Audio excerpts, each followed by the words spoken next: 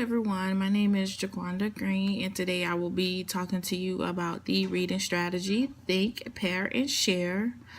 This strategy is a cooperative discussion strategy that gets its name from the 3 stages of student action, with emphasis on what students are to be doing at each of those stages. How the strategy works as you have think first.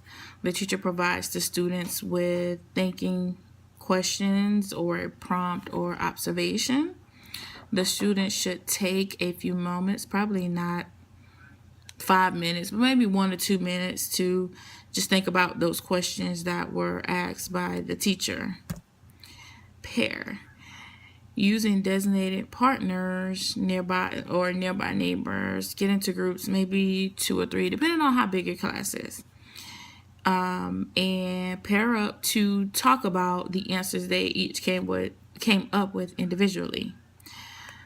They will then compare their mental or written notes and identify the answers they think are best, most convincing, or most unique. And then they will share it with their other peers. After students talk in pairs for a few moments, this could be maybe 2 or 3 minutes, the teacher calls for the groups to come up and share their thinking with the rest of the class. Often the teacher or designated helper will record these responses on the board or on the overhead so that each group could see what the other groups thought about the question that was asked, because everybody's not going to come up with the same answer. Everybody might have different answers, but there's really no correct answer. When you're thinking about something, you brainstorm it with a group and you share it with your other classmates. This strategy is helpful because it structures student discussions. Start them early. Students follow a prescribed process that limits off-task behavior. In the first stage, students simply think. There is wait time. They actually have time to think about their answers. Students get to try out their answers in the private sanctuary of their pair by having to go public before they go public in front of the rest of the classroom. Students also discover that they rethink their answer in order to express it to someone else.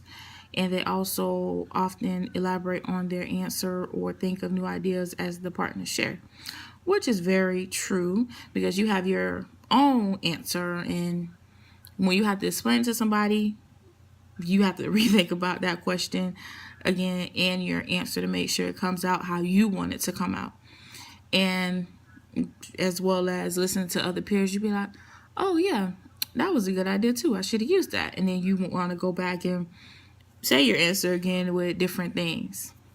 Now, a way I would demonstrate this is using a kindergarten class or first grade class. Using the book, The Very Hungry Caterpillar. I will give the students a couple questions like, before we read it, what do you think will happen in the book? What do you think will happen to the caterpillar if he eat all of these things that's on the outside cover of this book? Give the students a couple minutes to think about what they want to say and either pair them up with neighbors, or like in some classes they already have partners, have them partner with their original partner and talk about it.